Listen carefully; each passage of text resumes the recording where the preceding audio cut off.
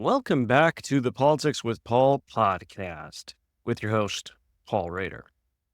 Today is Election 2024 Preview Part 4. Last episode, we went over the competitive U.S. Senate races, including one I think that has the potential to be an upset, though I don't necessarily think it will be, in Maryland.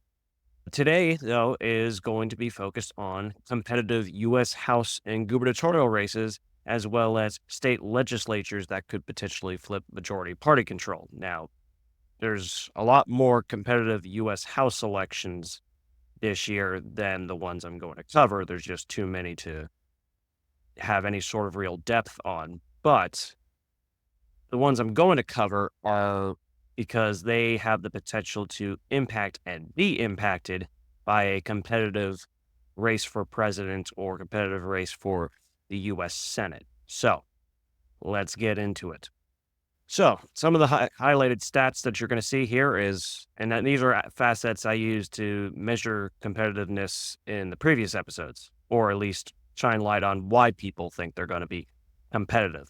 So is it an open seat or is there an incumbent, somebody who's already there and is running for re-election? The electoral history. Now, there's only been one congressional election under these new redistricted lines because every 10 years after the census, congressional lines always get redrawn. So you got to be careful about comparing electoral history before then. So we'll just really focus on what happened in 2022. And also, you have to be careful comparing midterm election results to presidential election results. These are different. A lot of people who vote in presidential elections do not vote in midterms. The people who vote in midterms probably are going to vote in presidential elections as long as they're able to. There's not something stopping them for whatever reason. So you do have to be careful with that kind of comparison, but we'll still use it just to get a little bit of a sense of how competitive things are. Possibility of impacting other key elections, like I said, if it could impact the presidency or a U.S. Senate race. Now, the higher ballot races tend to have more of an impact on the lower ballot than the other way around, but it can have some effects going the opposite direction. Voter registration numbers by party, if a state tracks that and it tracks it by congressional district and it's easy to get a hold of. And election forecast from 6 forecasting organizations. We actually use these in the episode about U.S. Senate. So that is CNalysis, CNALYSIS, Cook Political Report, Inside Elections, Larry Sabato's Crystal Ball, Split Tickets, and Elections Daily. Now, let's get into the specific U.S. House races. Like I said, too many to cover, but here are some of the key races to watch for, and I can't spend too much time on this, but some of the states with competitive districts that are not highlighted here include California, Colorado, Iowa, Minnesota, New Jersey, New York, Ohio, Oregon, Washington, and Virginia. And you might see a couple of those states and think, wait a minute, how are those states having competitive congressional elections? Aren't those very Republican or are those very Democrat? Even in a state like a New York or a California, which are very Democratic states, you'll still have pockets here and there where it's actually a lot of Republican voters. So you may have some of these congressional districts where even if the state as a whole is dominated by Democrats, there are a bunch more Republicans. And the same way with states where Republicans dominate, there are going to be pockets of Democrats where Republicans can't break into either. First up is Alaska's at-large district. So there's population is so small that Alaska only gets one U.S. House rep. Open seat versus incumbent. There's an incumbent. Her name is Mary Peltola. She was appointed in September 2022 following the death of longtime Representative Don Young, who had been there for 40-something years. Now, candidates, there's going to be 4 in the general election. This was set up due to the top 4 primary being passed by Alaska voters in 2020. In 2020, there was a ballot measure where it was a top four primary. So it's actually the top four vote getters go on to the general election. And then the general election gets decided by ranked choice voting. So you say, this is the candidate I want most, one, candidate I want second most, two, third, fourth. And somebody has to get a majority vote. Now, if somebody does not get a majority vote, the lowest vote getter gets knocked out, and then they start counting the second place votes. And if somebody still hasn't reached a majority, then the last place voter gets knocked out, and then who has the majority after the first, out of the first and second place voters from that round.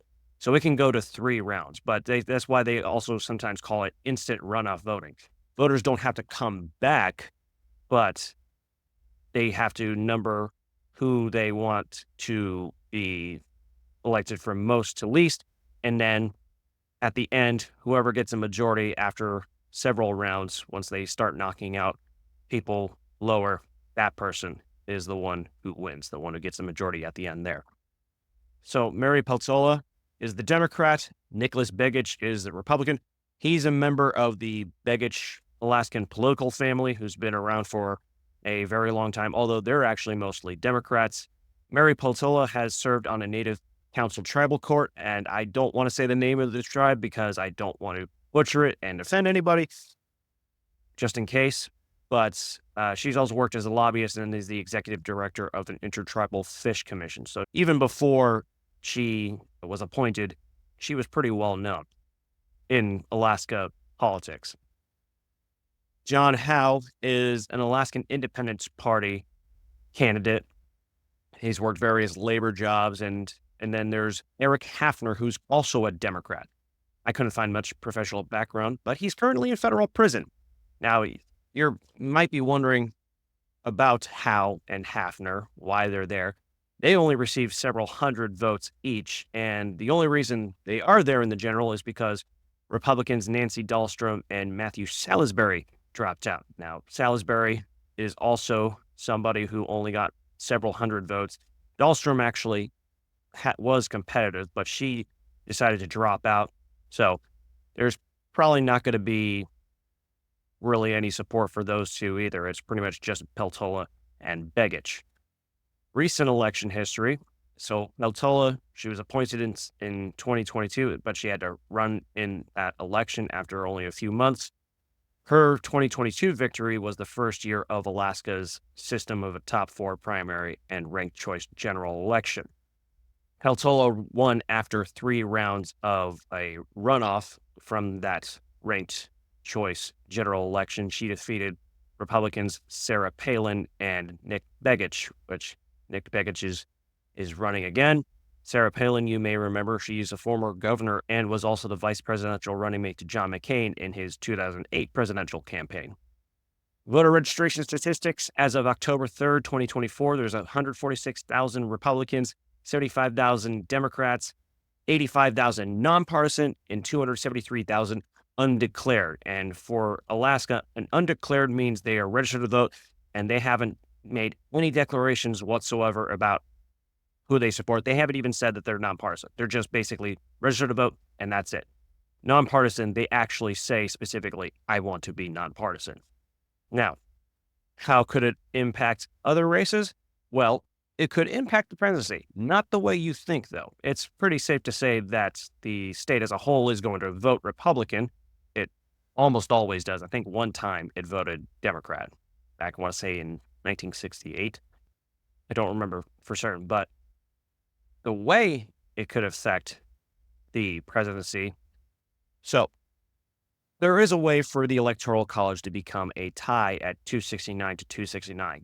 Very unlikely, but possible. And if that happens, remember, you got to get a majority of the Electoral College to get elected. If it's a tie between Kamala Harris and Donald Trump, the election then gets decided by the state's U.S. House delegations, not each individual U.S. House representative, but each state's delegation. Each state delegation equals 1 vote, and Peltola, since she's the only representative for Alaska, she would decide her state's vote, and whichever candidate wins a majority of those state delegations' votes wins the election, and that's what's called a contingent election. I talked more about that in one of my earliest episodes of the podcast, but it hasn't happened for quite some time. But who knows? Maybe we'll see it around this time. Arizona's first district, open seat versus incumbent. Well, it is an incumbent. Republican David Schweikert has been in office since winning in 2010, but he's had to change districts several times due to redistricting. He is running up against Amish Shah, the Democrat. Recent election history. So partisan competition for the district has become much tougher following this latest round of redistricting. Schweikert only won by 0.8 percentage points in 2022. And voter registration statistics, as of October 2024, 203,000 Republicans, 144,000 Democrats, several thousand with minor affiliations, and 171,000 other. I'm guessing other is just their catch-all term for an independent. Every state has different definitions of what exactly an independent is or how they call independents. They might call them nonpartisan, unaffiliated, unenrolled, other, something like that. Other races it could potentially impact. Well, Arizona is a battleground for the presidency, so it could impact the presidency because of the competitiveness of Arizona as a whole. It's a battleground state, although presidency will be more likely to affect this district than the other way around, but might have some little impact. Every little bit counts when you have such a competitive state like Arizona. And also there's the effect on the possibility of a contingent election. If this district and the 6th district of Arizona flip to Democrats and the other seats stay with the same party, then the majority of the delegation would become Democrat. It would be 5 Democrats and then 4 Republicans. So another potential impact on contingent elections. And all 6 forecasters highlighted here have called it a toss-up, except for inside elections, which rates it ever so slightly toward Schweikert, what inside elections calls a tilt Republican race. Arizona's 6th, open seat versus incumbent. Incumbent representative, Republican Juan Ciscomani. He won in 2022. He is going up against Kirsten Engel, a Democrat. There's also a Green candidate and a write-in candidate. Recent election history is that this is actually a rematch of 2022 because Ciscomani faced Engel before in 2022, winning by 1.5 percentage points. Voter registration statistics, as of October 2024, 194,000 Republicans, 165,000 Democrats, several thousand with minor affiliations, and 174K other. And as with Arizona's first district, can have a big impact on what happens at the presidential level, whether as it gets flipped to Democrats, and then if a contingent election happens and the delegation becomes majority Democrat, or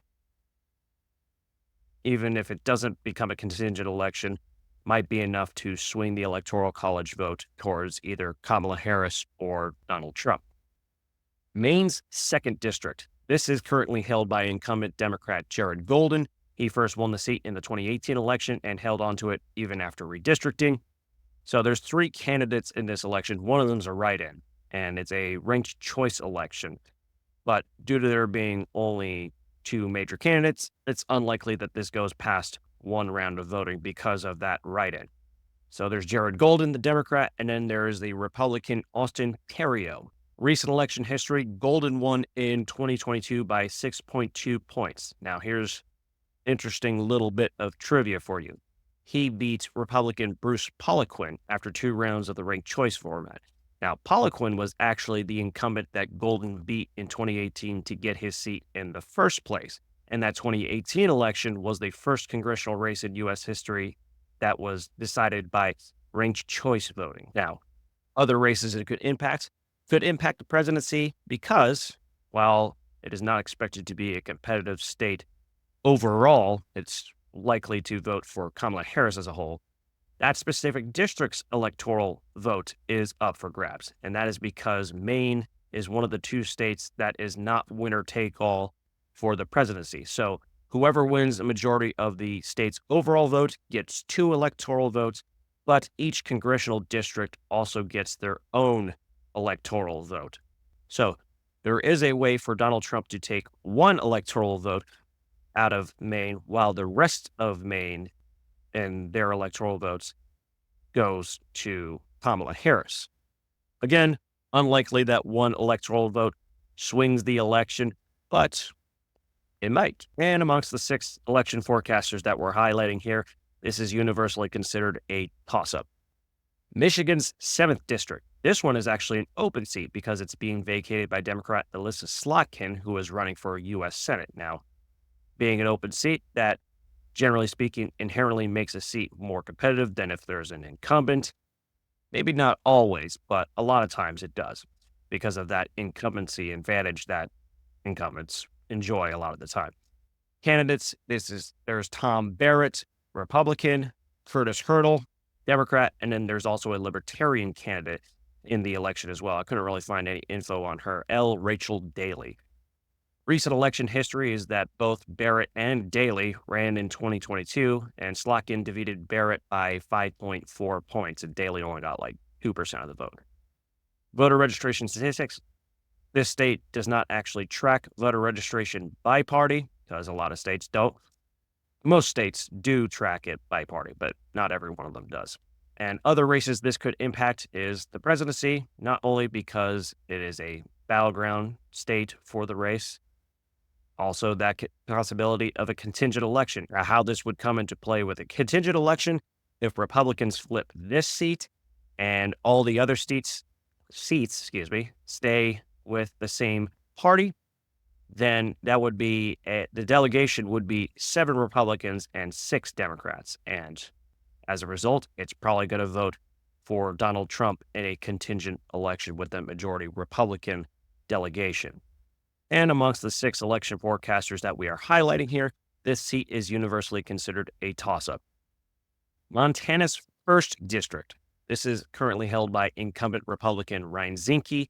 Now, Zinke is going up against Democrat Monica Tranel in a rematch of 2022. Then Zinke won by 3.1 points. Now, Montana is one of those states that does not track voter registration by party, so we can't look exactly at the typical partisan leaning of the voters, except for when it comes to election results. Now, other races it could impact, probably not going to impact the presidency because it's very likely to go to Trump, although since there's now 2 U.S. House districts in Montana, if one's Democrat, if one's Republican, that'll be interesting to see how exactly they break that stalemate if we had a contingent election, but the U.S. Senate race might be affected.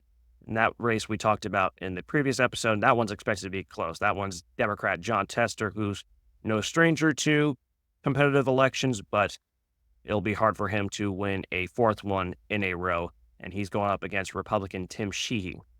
All 6 forecasters see it as slightly favoring Zinke. Nebraska's 2nd district. So this one is currently held by incumbent Republican Don Bacon. He first won in 2016, and he's going up against Democrat Tony Vargas. And this is yet another instance where we have a rematch from 2022. Bacon defeated Vargas by 2.6 points in that election. Voter registration statistics as of October 1st, 2024, there are 157,000 Republicans, 143,000 Democrats, several thousand with minor labels. Usually you'll just see only a few thousand with those minor labels, and 104,000 nonpartisan. Now, other races it could impact, just like with Maine, which is the other non-winner-take-all state, could impact the presidency because while it's not a competitive state overall for president, that specific district's electoral vote could be up for grabs. Now, the district lines are different from what they were in 2020, but the 2nd congressional district went to Joe Biden in 2020, and election forecasters still rated as slightly favoring Democrats, in this case, Kamala Harris. So, again, single electoral vote could mean a big difference in this election. Still unlikely, but it could happen. Now, as for those election forecasters that we were talking about before, they see this as slightly favoring Vargas, meaning it would be a flip, except for Cook Political Report, which has it as a toss-up. North Carolina's 1st district. This one is held by incumbent Democrat Donald Davis, who won in 2022. These are all veterans of the U.S. military who are running in this election. Donald Davis, captain of the U.S. Air Force, Lori Buckout, the Republican U.S. Army colonel, and Tom Bailey, the Libertarian who served in Vietnam. Recent election history is that Davis defeated Republican business executive Sandy Smith by 4.8 points in 2022. Now, this one could also impact the presidency in the event of a contingent election. Right now, there's an even number of Democrats and Republicans in North Carolina's congressional delegation or U.S. House delegation with 7 apiece. So just one seat could flip how that congressional delegation would vote in a contingent election. And as for election forecasts, most forecasters have this as slightly favoring Davis to hold on to the seat, except for Cook Political Report and Elections Daily, which have it as a toss-up. Pennsylvania's 7th District. This one is held by incumbent Democrat Susan Wild. She first won in 2018. She defeated Lisa Scheller, a Republican, by 2 points in 2022. And the voter registration statistics of that district show 232,000 Democrats, 208,000 Republicans, several thousand with minor affiliations, and then there's also 88,000 with no affiliation and 17,000 with other as their affiliation. And again, could also have an impact on a contingent election. Right now, the congressional delegation, the U.S. House delegation of Pennsylvania is slightly Democratic, and if Republicans win just one seat and the rest of the seats, stay with the same party, then it would become a Republican majority delegation. And in a contingent election, it's undoubtedly going to vote for Donald Trump. And then if it stays Democrat majority in a contingent election, it would undoubtedly vote for Kamala Harris. And then the last U.S. House district that we're going to look at is Pennsylvania's 8th. This one is held by Democrat Matt Cartwright, who also first won in 2018. He defeated Republican Jim Bognet, I hope I'm saying that right, by 2.4 points in 2022. Voter registration statistics latest week shows 231,000 Democrats, 209,000 Republicans, several thousand with minor affiliations, 67,000 with no affiliation, and then 14,000 designated as other. And just like with Pennsylvania's 7th District, it's a battleground state and could have a massive impact on the contingent election if we have contingent election. And as for election forecasts, they all see this as a toss-up or slightly favoring Cartwright. Now, let's talk about competitive gubernatorial races, or rather race. New Hampshire is easily the most competitive. Although election forecasters do see an outside chance for Republicans in North Carolina and Washington, and then for Democrats in Indiana, probably not going to happen. So we're going to focus just on New Hampshire here because it is universally considered a toss-up. So this one is going to be an open seat. Incumbent Republican Chris Sununu declined to seek re-election. He won 4 straight gubernatorial elections in Vermont and New Hampshire. They have 2-year terms for their governor, as opposed to all the other states, which have 4-year terms. And he won in 2022 pretty handily against physician Democrat Tom Sherman by 15.5 points. But now that it's an open seat, it's going to be a lot more competitive going forward. And the candidates here are Kelly Ayotte. She is a former U.S. Senator, and she narrowly lost re-election, only by about 800 votes, to current U.S. Senator Maggie Hassan. And then there's Democrat Joyce Craig, who's a former mayor of Manchester, New Hampshire, and a former chair of the Manchester Board of School Committee. And then there's also a Libertarian candidate. And as of September 30th, 2024, there are 308,000 Republicans, 269,000 Democrats, and 318,000 undeclared. Registered Republicans took over Democrats sometime between August and November of 2023 and have shot way past them since. In fact, Republicans added 36,000 more voters between December 2023 and March 2024. 36,000 is not that much compared to really big states, but New Hampshire is not a big state. So that's a massive difference. As for other races it can impact, probably not going to impact the presidency because that's expected to be pretty solidly Democratic. But it could impact control of the state legislature, which we're going to talk about in the next section. But all of the forecasters we've highlighted here have considered this a toss-up. On one hand, Ayotte, clearly favored by experience running in a statewide election. She has a larger voter base to draw from, and she has much more money that her campaign has raised and spent. But the state is also predicted to be very likely Democrat for president, like we just said, and that could heavily impact the governor's race. So if it votes, it's possible for the state to vote statewide Democrat and then statewide Republican. It has done it before with Chris Sununu, but because of the leaning for presidency, you have to still consider how much that could impact the governor's race this time around as well. Now for our last section, state legislative chamber control. So this is looking at the likeliest potential for partisan control flips for overall chambers, not specific seats that are battlegrounds. There's way too many of those. There's thousands of seats that you'd have to sift through. Obviously, a lot of them are not going to be very competitive, but there's still just too many of those. So we're just talking about chambers where majority party control is potentially up for grabs. Now, other chambers that are not listed here might flip party control as well, but it's just less likely. Now, obviously, these state legislative chambers matter a great deal. A lot of people don't vote in them, but redistricting control belongs to many state legislatures. Now, mandated redistricting following the U.S. Census is done now, but in the event that a congressional map or a state legislative map gets challenged in court and then it has to get redrawn, the majority party control of the state legislature is going to be a big factor in how those lines get redrawn again. Also, candidates who win at these lower levels, they start to build up a bench, sort of like in professional sports, NFL, MLB, NHL, NBA, where you have a bench or you have a farm system where you develop talent like a minor league level, whether it's NFL, NBA. Well, NFL doesn't really have the same kind of deal as like an NBA, MLB, NHL, and you build up that bench for future congressional candidates to try to win. And they already have a little bit of experience running in an election. And then there's that more direct day-to-day impact on your daily lives as opposed to federal offices, though a little less than local offices. Those have the most impact on your day-to-day life. States listed here aren't necessarily guaranteed to flip, but they are the most likely to change majority party control. So first, we'll talk about Alaska, both the House and Senate. This is a really unique situation. Alaska politics are pretty quirky.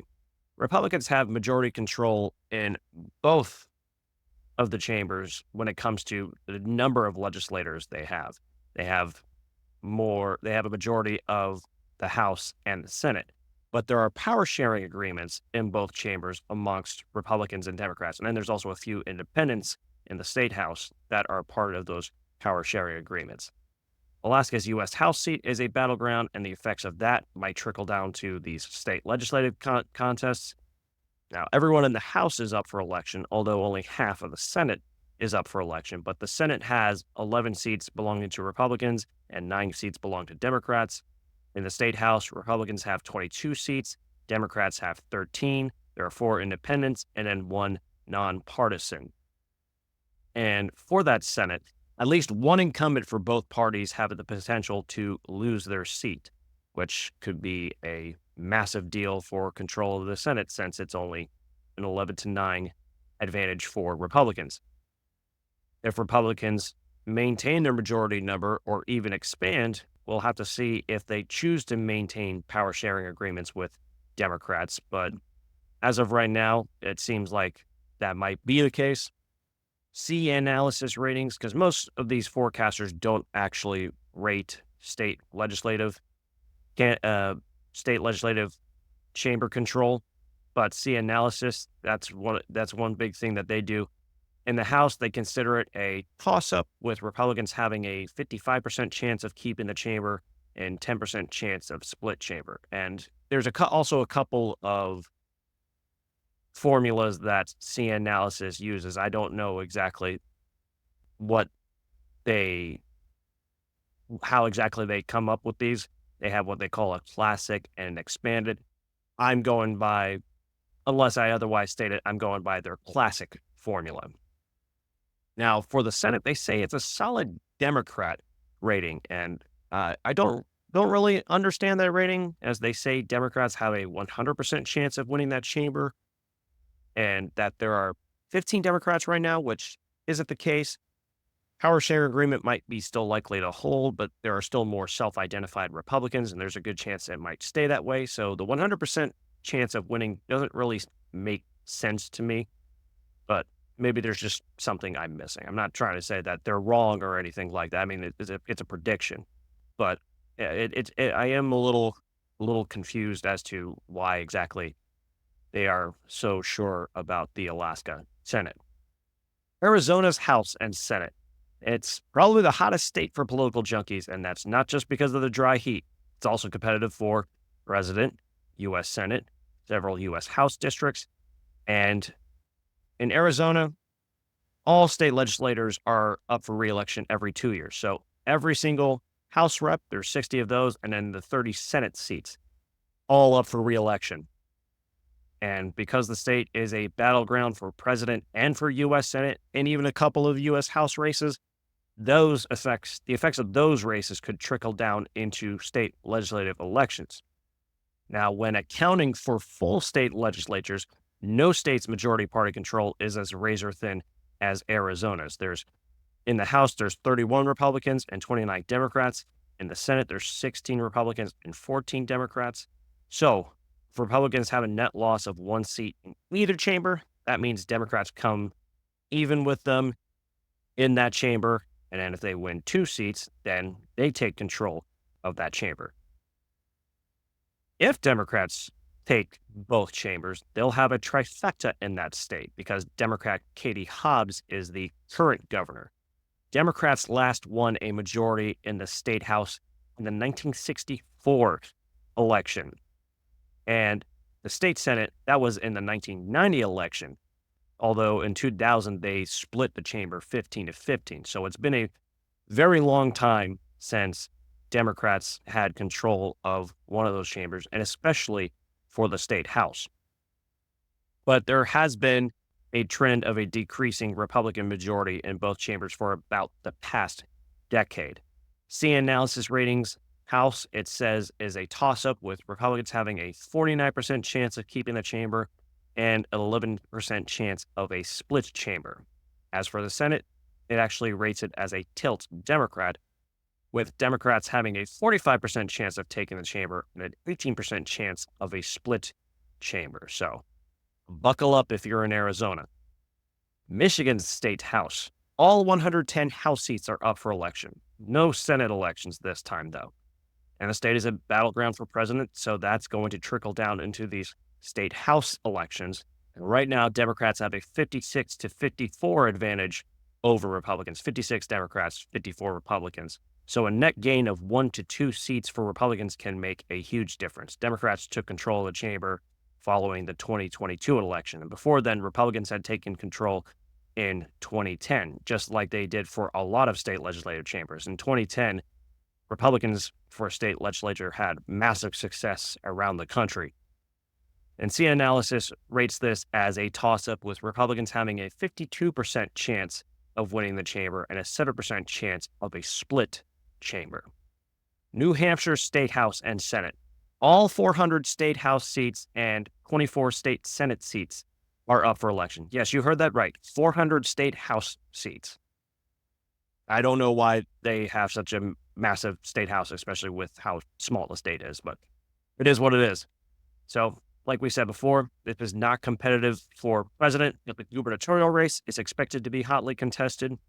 There's a Republican advantage in both chambers, but there's not huge majorities. In the House, there's 197 Republicans, 191 Democrats, one other, and 11 vacancies, quite a few vacancies. And in the Senate, there's 14 Republicans and 10 Democrats. Now, the 2020 presidential election was quite unkind to Democrat state legislators. In the 2018 election, they won 233 House seats. In 2020, they won 187, so they had a loss of 46 seats. assuming that there weren't any vacancies or state or special state legislative elections between then. And in the state Senate in 2018, they had won 14 seats. 2020, they had won 10. CNN analysis ratings: House slightly favors Democrats with a 69% chance to win that chamber. And in the Senate, it's a toss up with 52% chance Republicans win the chamber and a 15% chance of a split. Pennsylvania's state house. State Senate is pretty likely to stick with Republican control, so we're not going to discuss it here. It might flip. It's one of those that could potentially flip, but probably won't. All 203 state house seats are up for election in Pennsylvania. And this is a rare instance where Democrats control one chamber and Republicans control the other chamber. Democrats have the House, Republicans have the Senate. Now, the state is a battleground for both president and U.S. Senate, so those are going to have some impact on the state legislative elections. Now, Democrats took a majority in the state house through special elections in 2023. They had lost it in the 2010 election, just like they did for a lot of state legislative chambers that year. CNN analysis ratings have a 58% chance of Democrats keeping control of the chamber. And for the last state to cover, Wisconsin's state house, or what they call the state assembly. State Senate is pretty likely to stick with Republican control, so it's not going to be discussed here. Similar case to Pennsylvania. All 99 seats in the state house are up for election. Now, this is another one of those states that's a battleground for both president and the U.S. Senate, and the effects of those can trickle down into state legislative elections, just like for several of these states that we've already talked about. And Republicans have had the majority in the chamber since the 2010 election, just like we talked about before. One of those many state legislative chambers that year that saw huge Republican gains. And CNN analysis rates it as a 64 to 68% chance to keep that chamber. And that's going to do it for today's episode. As always, thank you so much for listening. Next episode, we'll talk about the big kahuna, the U.S. presidential election. All my media, my Facebook, LinkedIn, Medium, and all that in the show notes below. But as always, thank you again for listening. And until next time, take care.